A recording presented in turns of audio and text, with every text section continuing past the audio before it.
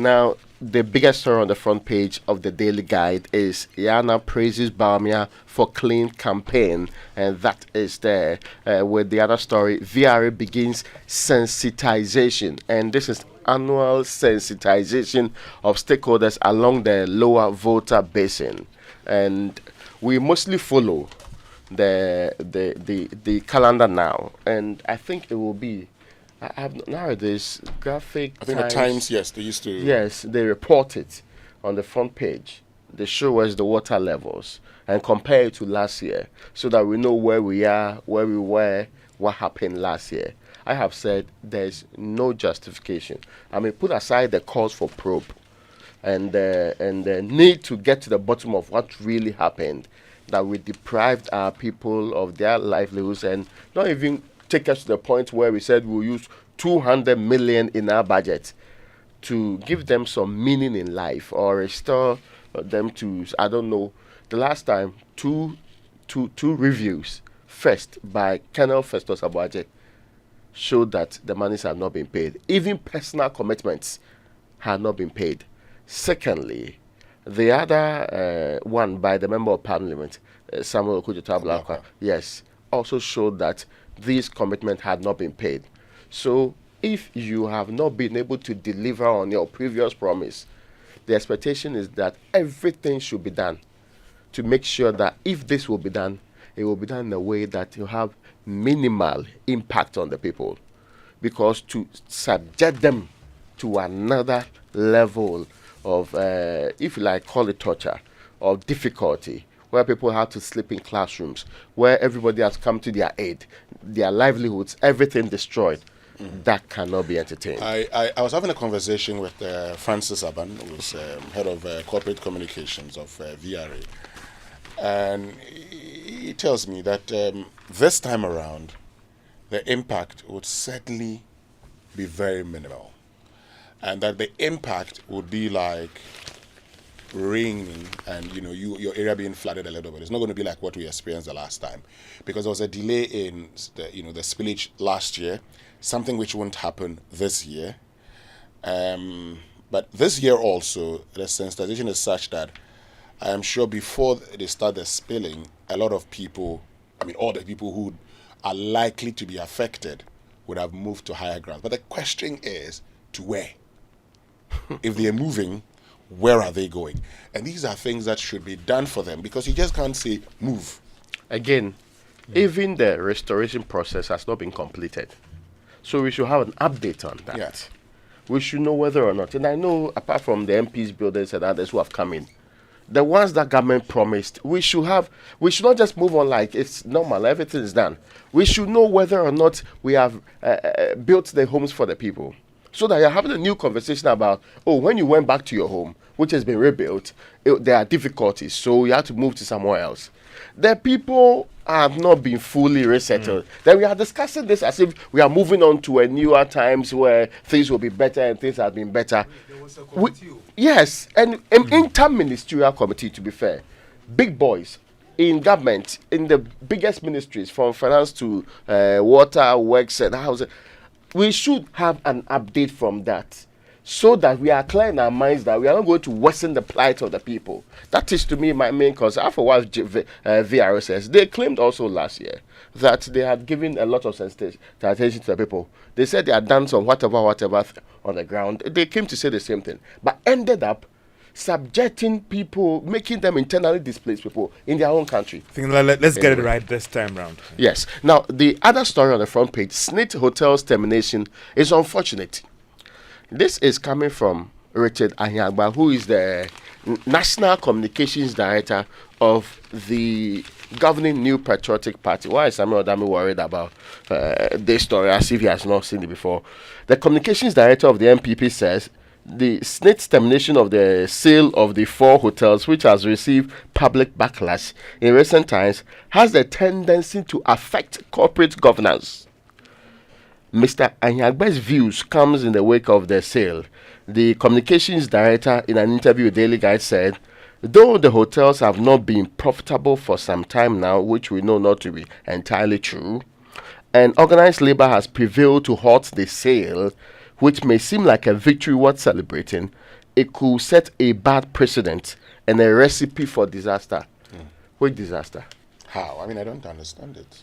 Well, that's Which his view. corporate governance rule? Yeah, well, that's his view. Okay, let's I say. think that the concern for many also is about the fact that who is the hotel being sold to and how that person is politically exposed. As for the fact that SSNIT needs to restructure its holding in some of these hotels, I think for a lot of people, yes, it's a good thing, but how do you ensure that who is the new owner coming to take that 60%? No. Should Okay. that person be... No, it is not even. It is not even a good thing. Look, the sale of 60% shares. SSNIT must engage in long-term investments. Yeah.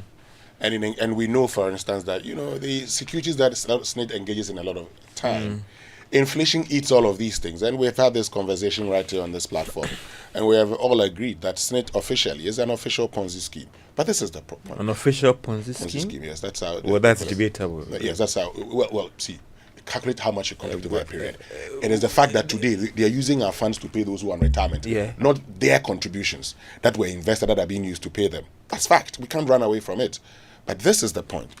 So if newer contributions are not coming in, they'll run out of funds. I think that we all admit that SSNIT had a problem, and that is why there have been reforms over the years what I'm saying is deal with that problem. What I'm saying is that you have pension funds being used in certain jurisdictions to actually come and invest in our oil industry in this country. True. Pension funds.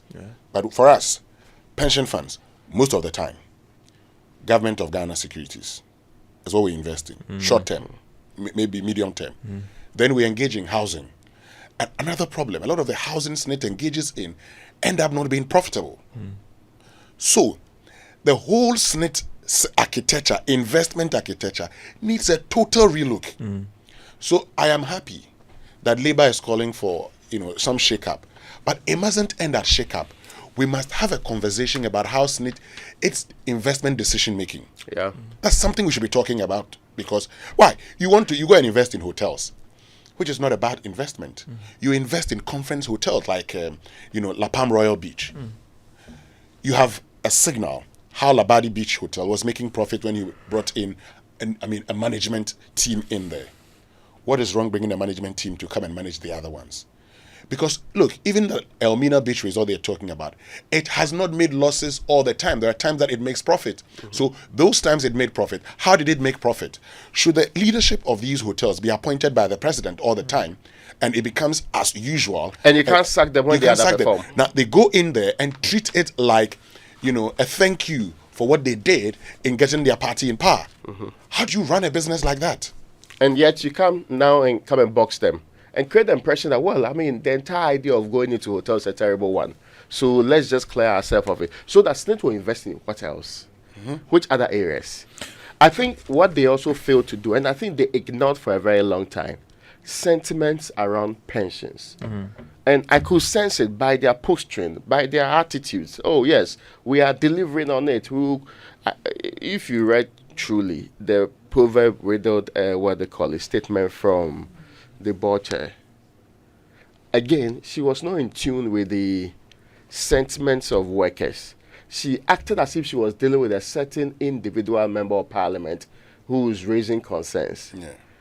Again, even the TUC, they said their own people objected to this everywhere along the line. In fact, we asked for the minutes so that we can know whether that's true or not. But if that was the case, what were you expecting the buy-in from them? Because they are the legitimate owners of the money.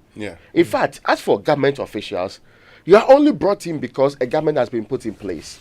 When it comes to true sense of who owns SSNIT funds, it is the people who are mainly contributors. Exactly. And yet we are treating them like they are second-class citizens in making decisions for their own funds. Who would accept that? Well, anyway, I think that they are content and they need to be addressed. That's the most important thing. One of the reasons why I back the reform is that if Winston today, people feel that if you go to the board of SSNIT and you can easily be removed by a workers' resolution for not doing what is right, they will act right. Exactly. And if you want to see or give an example of how functioning this system can be, these tier whatever systems that we put out there, do you see how much money they are making over the period? when they came late and how they are structured differently. Look at their structure. Look at the accountability principles inbuilt in that. You get the point? And are you not getting that from SSNIT? No, I'm asking. Why are you I getting think that? that there've been some reforms that are started, and I think that we should still push. We should still push for those reforms to be done. I am a SSNIT contributor. SSNIT of 10 years ago is not SSNIT of today. I am a SSNIT And contributor. we should recognize that fact. When was the last time that you, Winston, you had a SSNIT engagement or what he was doing with his fans as a contributor, not a media person? No.